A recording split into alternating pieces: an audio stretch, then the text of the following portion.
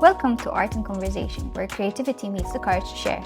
I'm Matty, and every episode we connect stories one dot at a time to normalize talking about mental health and celebrate many forms of human creativity. Okay, today I'm joined by my good friend Zach. Hello. With a background of engineering. Yeah, you can say that. Oh my goodness. We'll just roll. Yes, so basically, he has a very technical background, but I think he's the most creative person I know, considering you're technical. So Really? yeah, so I obviously wanted to have a conversation with you. That's You're not just an honor. Yeah, you're not just like someone I like to talk to, but you actually give good insight. So I think this is going to be a valuable conversation. Okay, well, let's see if that holds up. No pressure. Okay, so the first thing we're gonna jump into is painting, and we're Okay. gonna get the paint basically, and yeah, go from there. Perfect. Dollops. Dollops is a fair way to put it. Okay. When you look at this, like, does it intimidate you? Yes, But why? because it's art. But don't you trust me? Yeah, no, obviously I trust you. Oh, wow, I like No, that. it intimidates me because I have to paint it. It's okay. Like, let's just figure it out. You dig? Okay. Okay, you make the first stroke. Wow. I mean, the lines are there, so you know, I guess. Even if you do, it's fine. I think. Yeah, because I noticed here Yeah, is it doesn't supposed have to be to be. perfect for now, because then I can fix it up after. I figured that's what your strategy is. Mm. Okay. So we're just gonna send it blindly with yellow. Yeah, we're Yeah. gonna just end it. Just kind of like everywhere on this top hand, we're doing yellow. Yeah. Cool. Do, do, do, do, do, Perfect. Take this from my LinkedIn, please.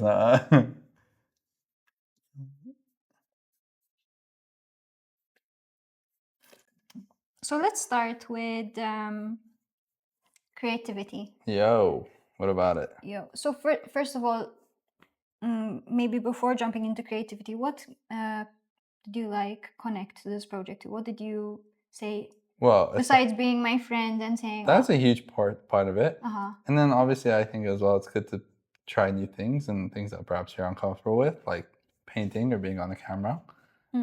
And especially both together, you know, great opportunity to push your own bounds.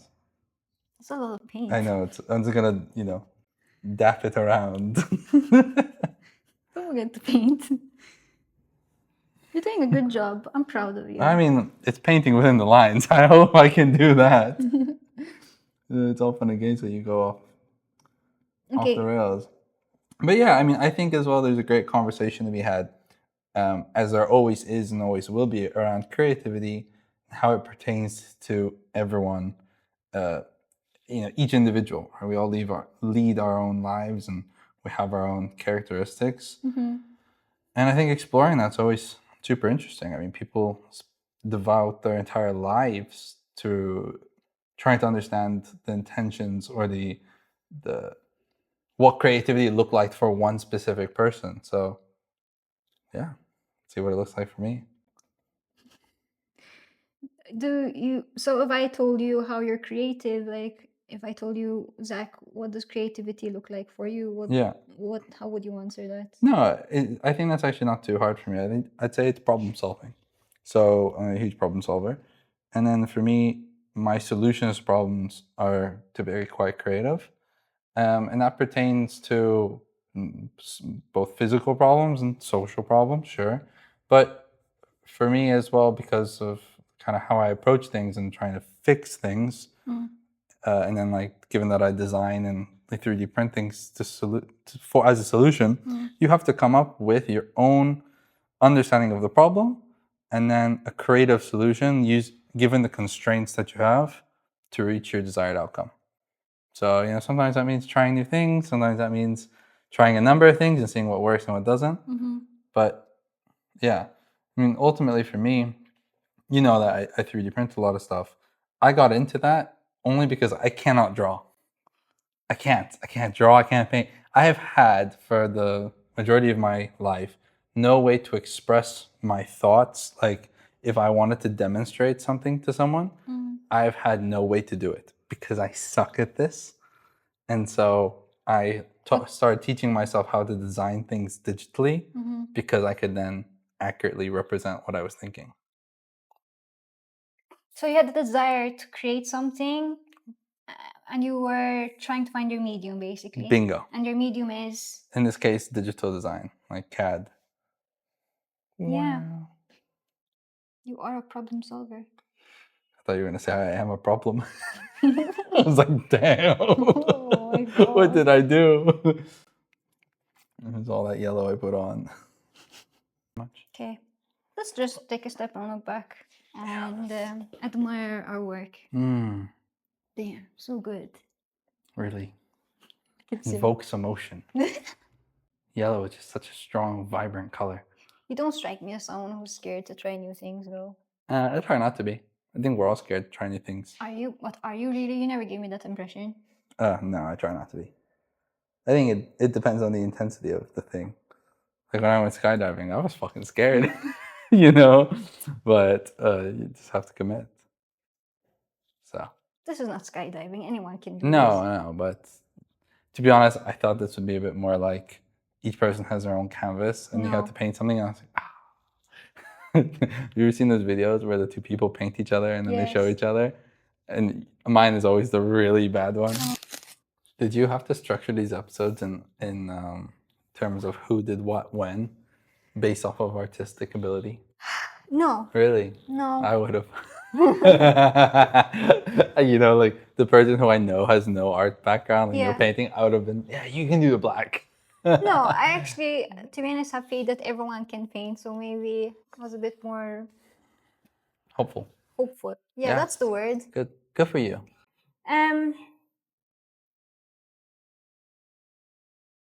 Okay.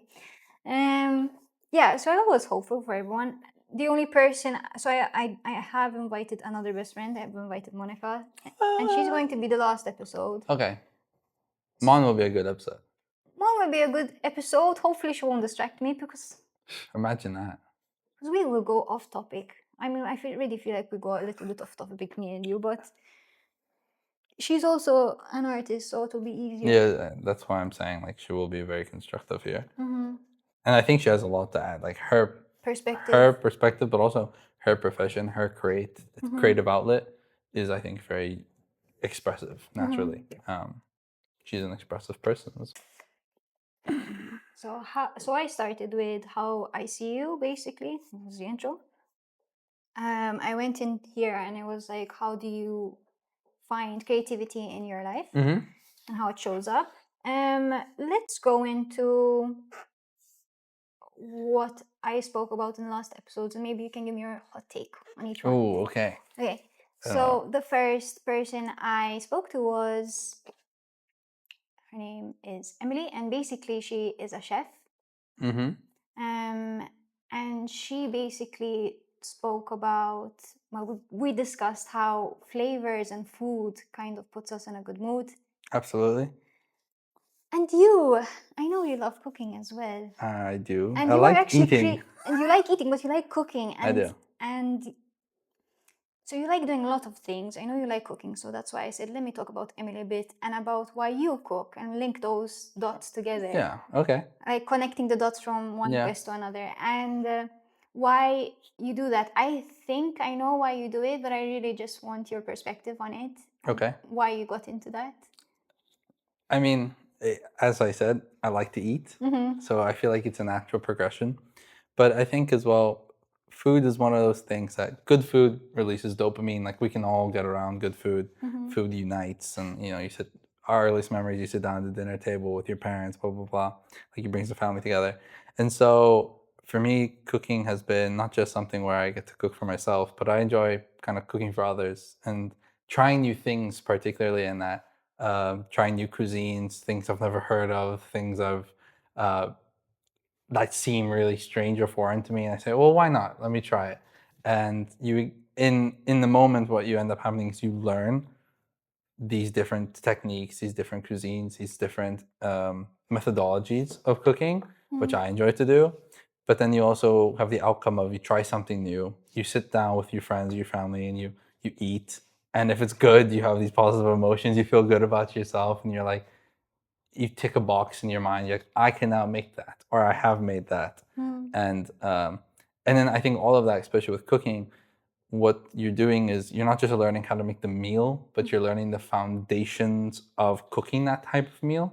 And then when you learn that skill set, then you have the ability to try your own things based off of what you've learned. So maybe you use an ingredient here that you really enjoyed. And I really enjoy that. Like I enjoy it. I feel like I'm unlocking new skills by just cooking new things. Yeah. And then even when you go out and you eat somewhere and you try something that you had, a pizza. Like I think that's a really good example, the cognitive dissonance between eating a pizza and cooking a pizza. I think a lot of people will eat pizzas, but how many people have made a pizza and know how much work goes into kneading the dough, or the difference between your like tomato sauces and the cheeses, and how hard it is to get a good crust. Like you don't appreciate that, but when you learn how to do that, it unlocks doors for you elsewhere. So that's my cooking stories. But like I remember when you started cooking as well, it was like so for example, if I sketch, it's my place where I get to be with myself and maybe unwind. And actually when I'm painting or when I'm sketching or when I'm going to take photos, like, okay, this is the time where I'm going to give myself the time to actually unwind, maybe think about things a little bit more deeper, and why I do the things I do. And I felt like cooking was that for It you. was, but now based on scheduling, it's no longer that, because then like it becomes a full house. I'll be cooking. My mom comes into the kitchen. She starts washing dishes. I'm like, please, you're in the way, you know. No. So it's less of that. But yeah, absolutely. I think when you find like you enter a flow state, I think that's the universal language between like painting or anything that we enjoy doing kind of alone as a creative outlet. It also gives you time to reflect and to think and to process things that perhaps you haven't had a chance to do. Cooking used to absolutely be that. Less so now. It's a bit more chaotic. I feel like I'm running the kitchen, you know. So the question is like, what is your outlet now? So let's clarify, what is this outlet for you? This outlet used to be cooking, and it used to give you that place where you could like maybe self-develop, right? And actually develop and work on your mental well-being as well. So what is that outlet now for you?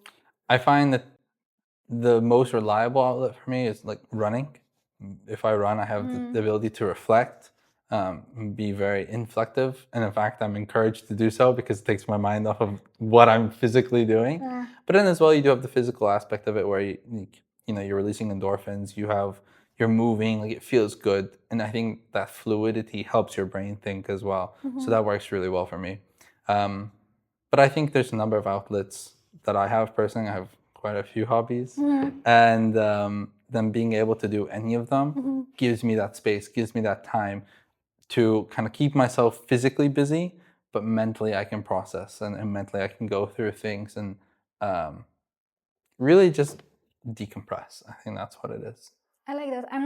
I'm a creative as well. I like sometimes we think, well, maybe people might think that when you're a creative, you should stick to your lane and stick to one niche. But I don't. Boo! We don't believe in this. That's lame. Yeah. Imagine doing one thing forever in life. No, that's boring.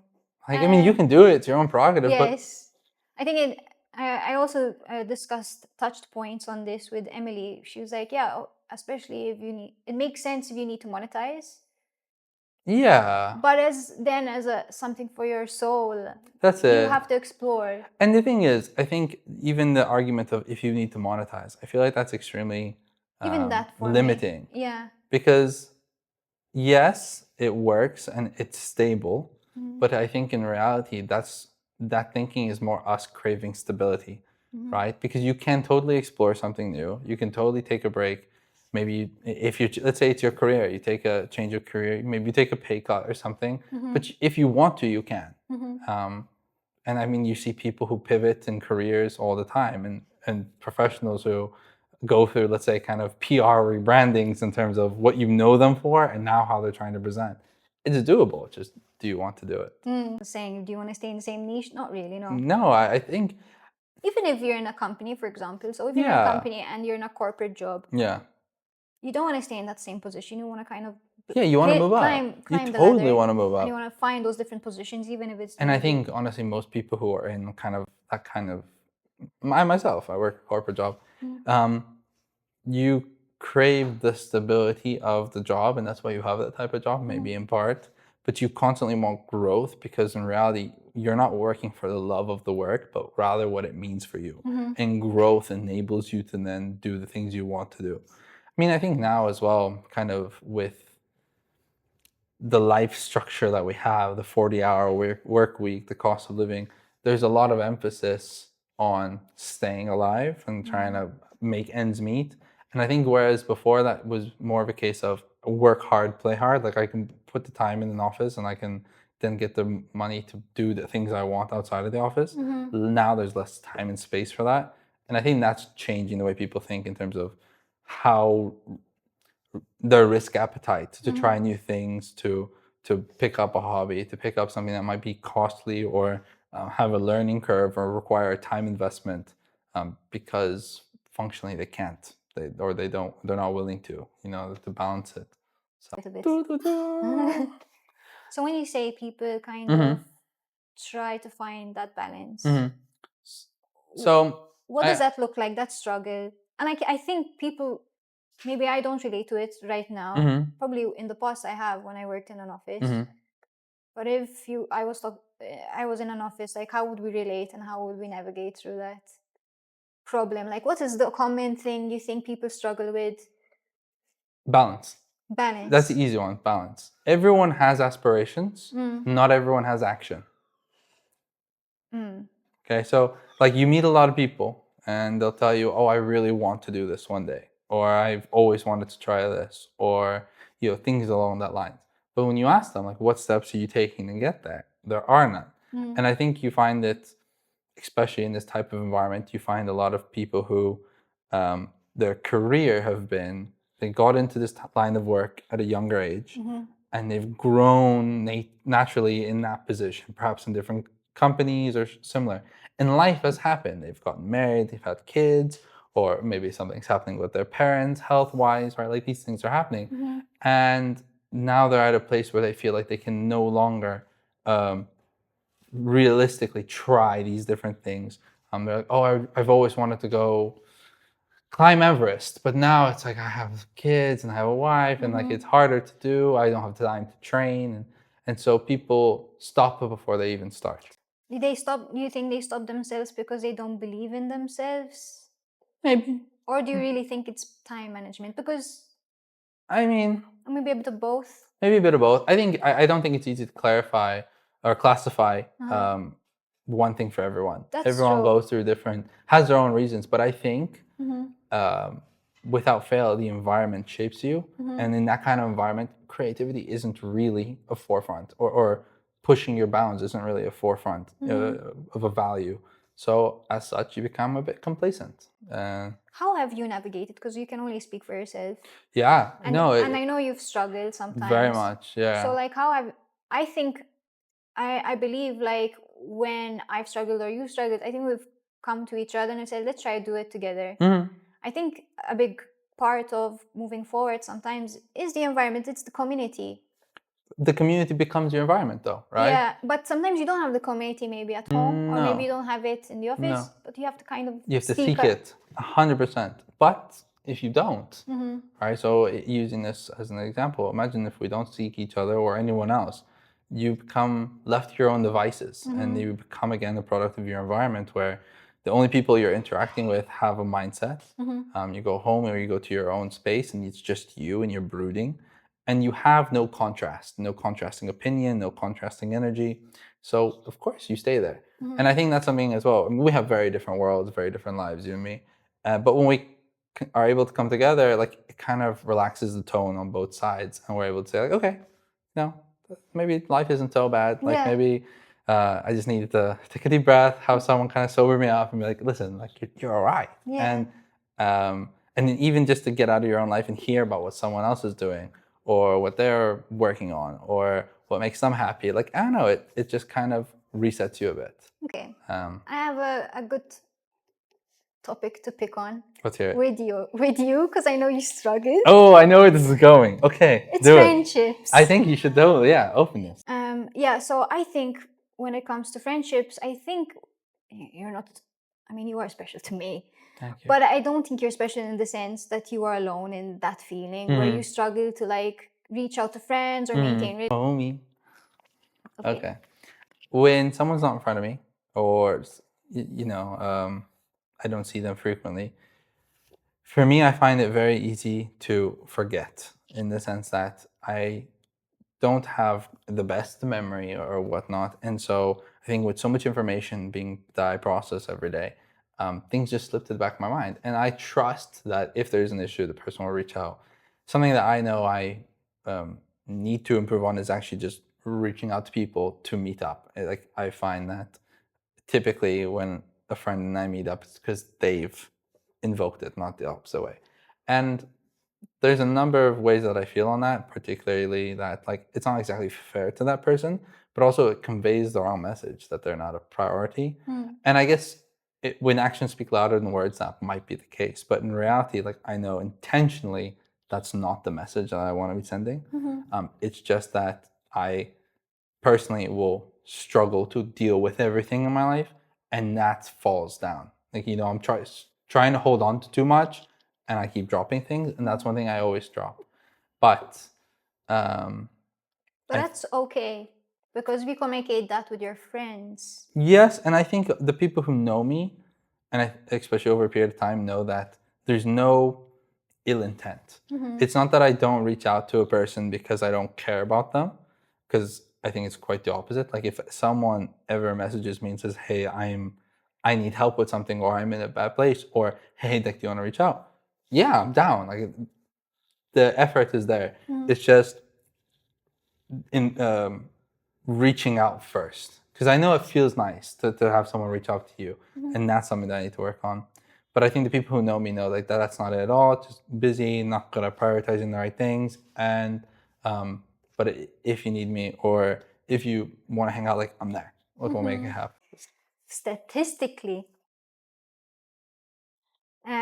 without saying who said it, whatnot, men are less likely to open up than women are. Yeah. Whoever said it. But so, for example, for you, when maybe something's on your mind and you're so terrible at reaching out, what do you do with, maybe you need to open up about something? What do you do with that information? I suck it up and I push through. That's terrible. It is terrible, but I think I can only speak for myself. I know myself, and I would say I communicate more than certain other men. I think you do communicate. Like, in terms of emotions, I'm more open about it. Yeah. But even I will have my moments where I say, like, I'm feeling an intense way, but it is not an intense thing. And I will just get over it. And I recognize that just because I'm feeling a big way doesn't mean that this is a big thing. Not to devalue what I'm feeling, but just emotions are not something we can control. Yeah. And we can have disproportionate reactions. And so sometimes I realize, like, hey, I'm just feeling a big way, and it's going to be okay. It's fine. Like, this happens. It happens both ways. In fact, sometimes you feel disproportionately happy over something that's very minute, and you're like, okay. Everyone around you is like, if you're happy, cool. I'm happy for you. But yeah, when I think that guys are just less emotional creatures. Like, we don't have that same upbringing. We don't have that same But then circle. I'm gonna rebuttal on that. Yeah, please do. Then there's whoever said it. I don't know who said it. But why is there this statistic or whatever that men are more romantic than women? Because the romantic is the actual emotion side, and then they say women are more logical, and then you just went against that. I statistic. will say that I don't agree with that second statistic. Okay. I don't know if men are more romantic than women. I think men think they're more romantic than women. You think so? Yeah. You think it's just something that people say on the internet just to... Maybe. It's the internet. You can't believe everything you read. I don't know. Who's coming up with these statistics? My dad says it too, I'm just like... we gotta have a talk. Well, listen, I think guys... So we always are more aware of what we do than what other people do. In the same way as individuals. As individuals. So in our friendship, I'm aware of what I do more than I'm aware of what you do. Of course. You know what I mean? And that, I think, is the most true, the most evident in a relationship. You know the sacrifices you make for someone. You know the extent you go to for someone, but you don't process in the same way the things they're doing for you. Likewise, we remember the negative a lot more than the positive. So whenever a guy, I think, makes a romantic gesture and it falls short, doesn't get direction, they internalize that. They remember it. They go, why do you think we remember more the negative than the positive? ooh. Because you said that, I'm like, I think who's it's like I think it's an evolutionary thing, honestly. Yes. Yeah, I think when you look at a feedback cycle, there's a lot of positive that comes from like something good. Like there's a reward system in our body, but a lot of the characteristics that we have inside of us, including the fight or flight that is so deep to our core, is based off of negative feedback.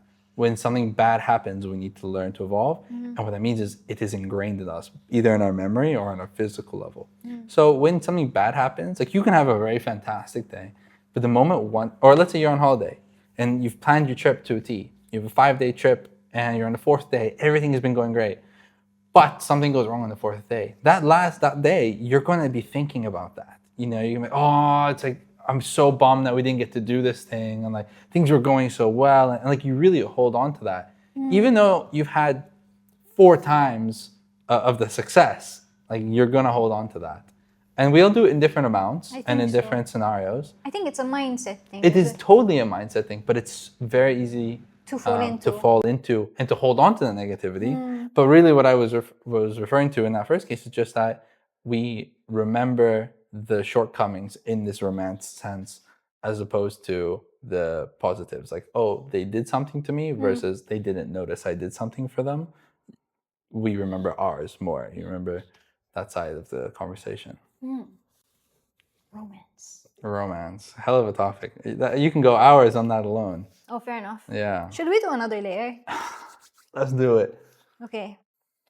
From the conversations that you've had so far, do you feel that you are connecting with people as you were hoping to, and given the medium, like is it flowing the way that you've been hoping?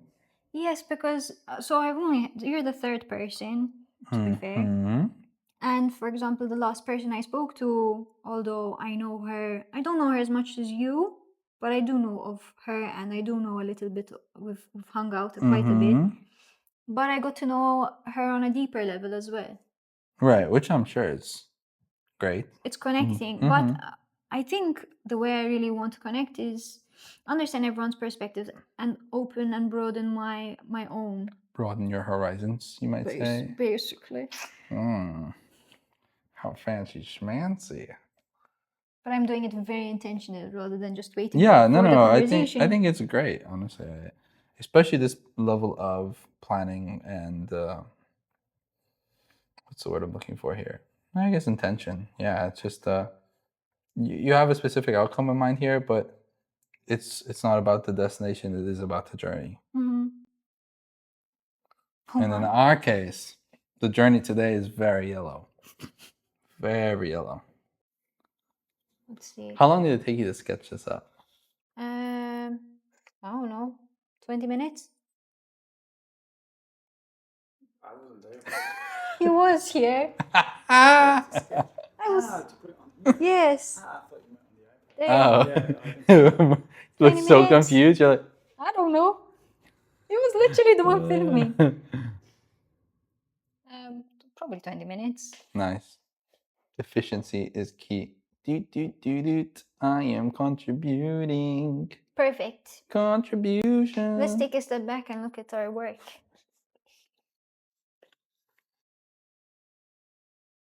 I like it. Yeah, it's good. It's good. I'm so excited. It's gonna be cool when it comes together. Yeah. I think like this will be actually nice, seeing how everyone adds to it, and then it suddenly becomes 10 times better. Yeah. No, it's really, really good already. That's the fun part. Because I'm a youngling and I still use Instagram or whatever. And I saw a video of someone talking about how when friendships, I saw actually not someone young, it was actually a married, a divorced woman. Oh. Yeah, and she was talking about her marriage, and she was talking about how she realized, so before that day, she used to think her divorce was a failure to that relationship. But she said, actually, it was never a failure. Just some relationships only last a certain duration. What do you think of that quote? So it doesn't have to be romantic. It can be friendships as well, right? Well, if a friendship ends Yeah. in some way or form, would you consider it a failure of a friendship, or would you say it's fine? It's okay because it lasted as long as it needed to, because it served me. I would think it would depend on what caused the failure. Because there is a difference between if someone moves away versus like, I don't know, there's drama in the friendship. But I think But it is still a failure. But even if there is drama, would the whole relationship be a failure? No. So I think there's a difference between classifying the end of it and classifying the entirety of it. Right? So in the case of a marriage or in the case of a friendship, the ending can be a failure. And I think it is important to recognize that there were shortcomings on one or both parties in order to improve them for next time. But it doesn't mean the entire thing was a waste. There's countless lessons and experiences that you had along the way that made you who you are today and have put you in the position where you're able to look back on them in the way you do. So just because something ends bad doesn't mean the whole thing was bad. Yeah. I want to give Andrew a moment because he probably wants to set up again. So we're going to take 2 minutes and you set up again. Go, Shari. It's your birthday. And because we're doing so well on time, we can go to the next stage. Bonus round. Yeah, doing really well. So we talked about so many things. It's good though. I feel like I moved this chair. Is there something you wanna talk about? So I know that was the scope. There was something. Let me try and remember it. But it could have also just been yap, to be honest. I feel like this last question was interesting. The failure, or one way or the other. We have touched base on creativity. We've touched base. It's not directly mental well-being and whatnot, but talking about community and all that has to do with mental well-being, right? That's why I talked about food, and then maybe pivoting from that and seeing actually how you find your sources of, because the whole point of this is our mental well-being actually is kept up through creative means. Even if you think dancing is creative, we have conversations with friends that can be creative and fun, activities, running, sports. Because some people look at creativity and they think the classic paint or drawing. That's not always the case. So we have touched base on creativity, we've touched base on well-being, we've touched base on friendship and how important that is, especially in regards to community. Whether you make those friends or you go out, even if you feel like you don't have friends, I feel like a lot of people, I want to really go into connection with you. That's it. We have a good friendship, a good connection, and I know a lot of people are struggling with connection as well. A lot of people. Right now. Yeah. And I think it's all because, and I want to talk about it with you because you're someone who actually has admitted to me that you get a bit addicted to your phone. Absolutely. And I feel like this lack of connection we have with people at the moment, it's a global thing because we've gotten used to having our phone, scrolling, and I think now more and more people are realizing that and trying to change that. Yes and no. Yes and no. I think it depends on the person. Absolutely. And the awareness of the person. And that's the thing, not everyone's aware of it. No, and not everyone cares. Not everyone cares. Yeah, why? As in not everyone thinks that it's a problem.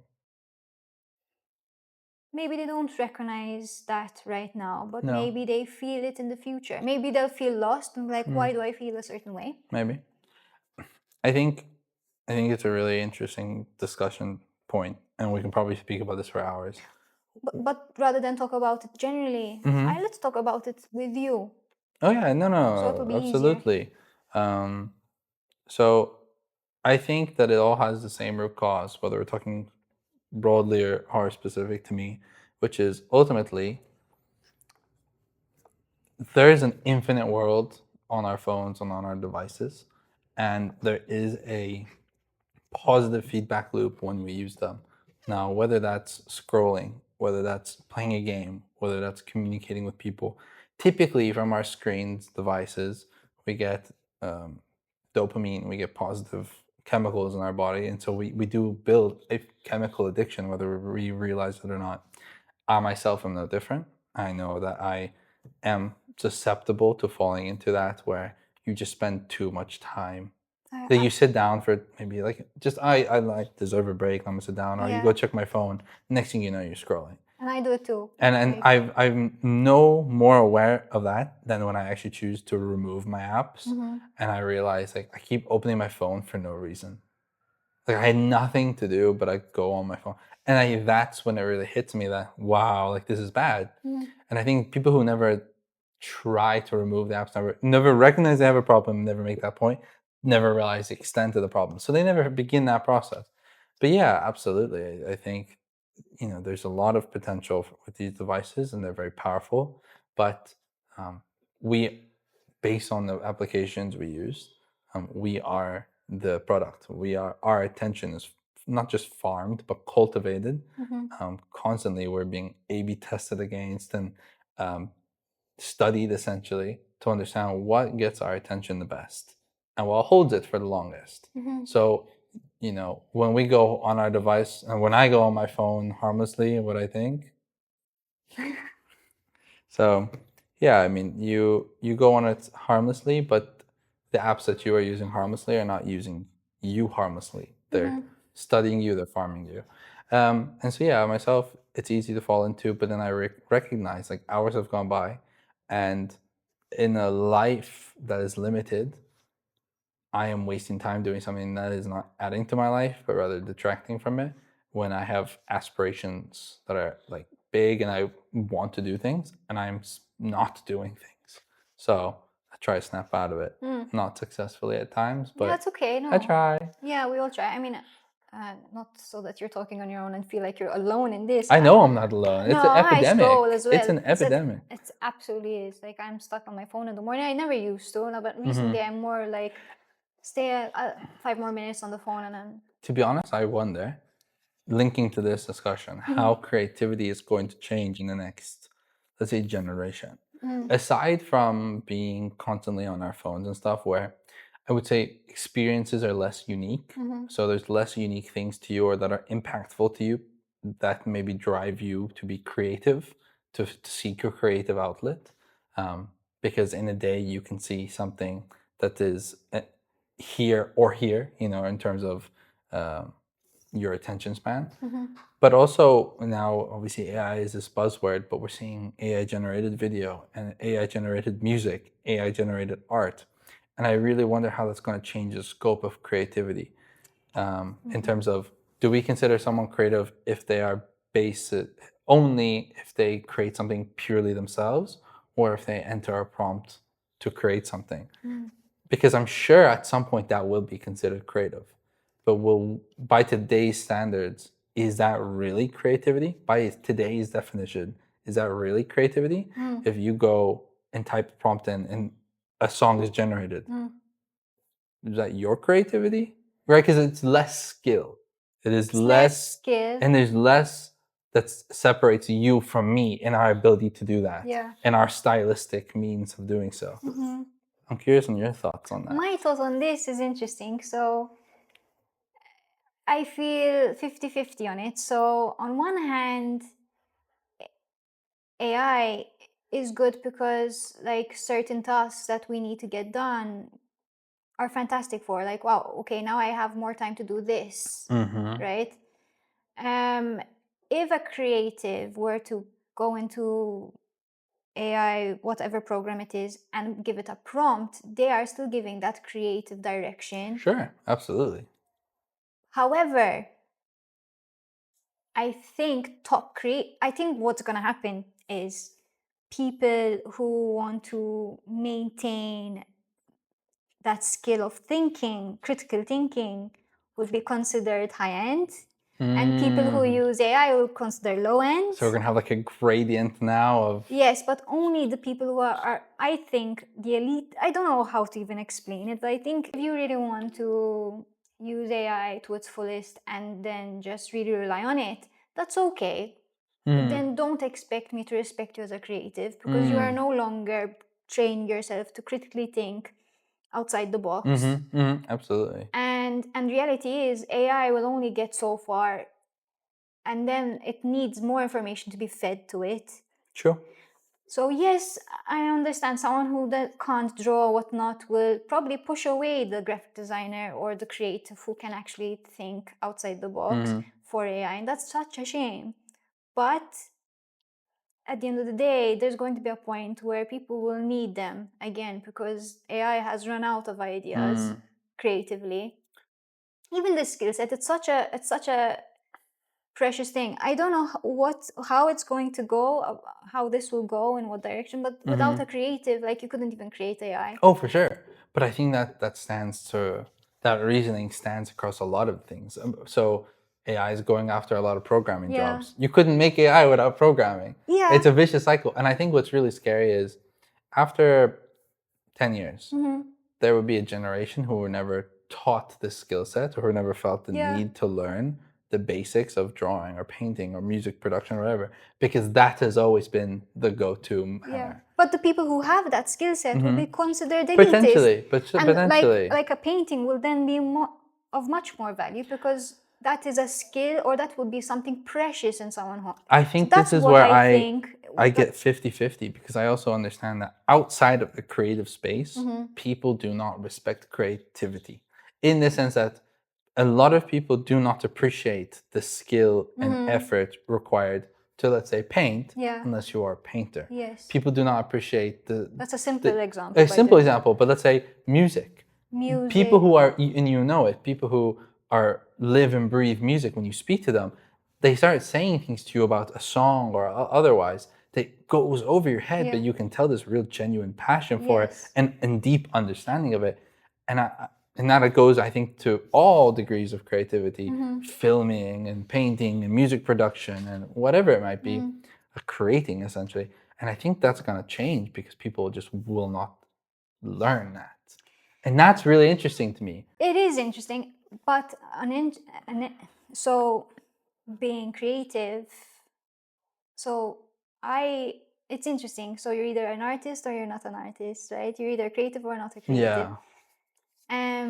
And being an artist, you are an artist, for example. You are an artist because you cook to express something, right? An artist is someone who creates something to express something to someone. Maybe not everyone needs to understand it, but they're trying to communicate something, right? Whether it's food, whatever, A, B, and C. So people who have that creativity, born with that creativity, it comes naturally to them, will not die, because they'll always have a need to communicate something. It's a very valuable point, because I think that's something that will get lost otherwise. The thing is, what's really getting lost is, so I believe artists have paved the way to communication. Some artists were like, listen, I don't know how to maybe talk, but I can create it through a picture. Yeah. Oh, I don't know how to say these in the right words. Let me make a song of how I'm feeling. Or let me like play the drums and like, that's actually how I'm feeling. I'm feeling angry. Let me just, as an artist, we're communicating in that way. That will never be lost.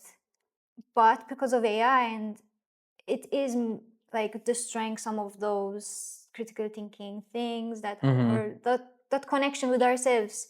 For example, AI and going to AI for mental well-being. Like, I am feeling this way. What do I do? It helped. Like, I've seen, I've spoken to my therapist about it, and I was like, it's interesting how we sometimes rely on AI. And she's like, yes, and it is good, and it probably gives exactly what I could give you.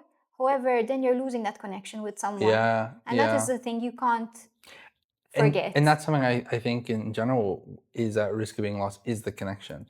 I mean, you have people today who spend hours in museums looking at the greats, if you will, and analyzing and understanding the expressions that are there. And I think that's going to be a lot. Like, it's a connection in a world that is increasingly disconnected from each other. That is just another means of disconnecting. It's so interesting because we're so connected, actually. Well, yeah, we're the most connected we've ever been. But at the same socially, time, we're the most disconnected. Yeah. And I think that has the worst repercussions. Let me tell you what you can't create AI with: genuine conversations, authentic conversations like today. So, like, for example, podcasts, you can't really go out. You can. It's just... Unless everything's curated. I think when you listen, I can speak for myself. When I listen to a podcast or something of the likes, I'm not just benching on what is being said, but the experience of those who are saying it. And with AI, like, you won't have that experience. No. You won't have someone who's loved and lost or fought for something or been given certain opportunities and actually lived something. It's just the impression of having done so, right? Because it'll read something and spit it back out to you. And I think that's what would be lost, really. Like when you sit down with someone, you hear their experiences, kind of like what we're doing now. You're not just listening to the words that are being said, but kind of the whole picture of who that person is, what those experiences meant to them, and how it shaped them. And I think the real takeaway is then understanding how significant or whatnot it was to them, how you value them, and what it means to you, therefore. But if there's not that person, if there's not that the adhesive for both the experiences and the words, then it's just surface value. Like, it's lower quality information. Because we're talking about social media and how we're hooked on our phone, whatever. If you pay attention as well to social media, people have started creating more authentic content, right? They say. More storytelling. Sure. Storytelling. The anti-influencer.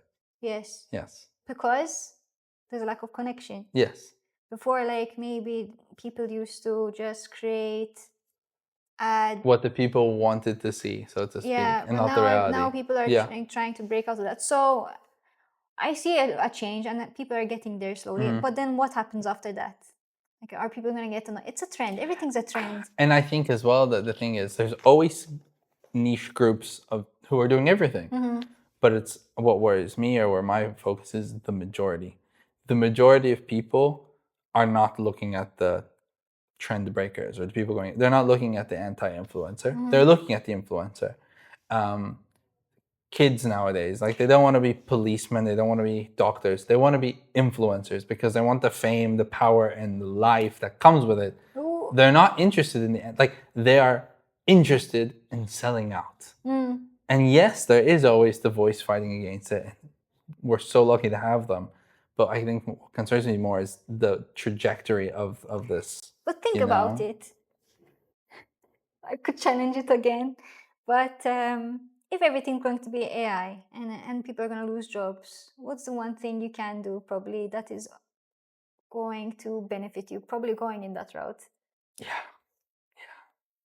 That's a scary thing. But then they have to be creative in what they're creating. Nowadays, you look at how the industry has changed, and they went from be a doctor, be an engineer, be a lawyer, to avoid those professions because you're overworked, underpaid, and go into something like software or like the .com boom. So go into coding, go into programming. And now it's like, oh, this new technology wipes those jobs. Become a plumber, become an electrician, because those jobs aren't going anywhere. And we're come full circle because those were the jobs that used to be unskilled and underpaid, and now we're seeing a full reversal. So yeah, I think it's kind of self-destructive. Yeah. I think this whole trajectory is a bit self-destructive, but this is the way we're going. Okay. We've talked a lot about this. Yeah, we have, but it was a good question. Yeah, it was. I liked it. It's a huge buzz. I think everyone has their own opinions on it. Yeah. And the further you think about it, the more you're like, I should speak to someone else. So. Oh, it's interesting. It's a good conversation. I think people should have that conversation with their friends and family at home as well. So let's go. So basically, I have some myths here, and I'm going to pick one for you.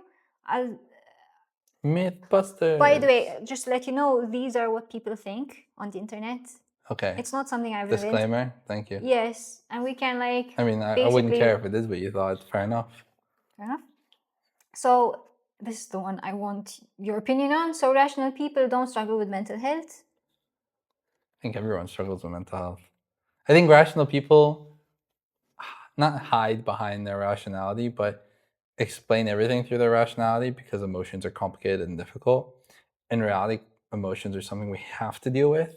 So avoiding them doesn't make it any easier. It just separates you from the equation. You know, trying to communicate or trying to solve a problem with someone who is emotional, but you are avoiding or ignoring your emotions and just being rational about it. It's great. It's solution oriented. And it does achieve outcomes.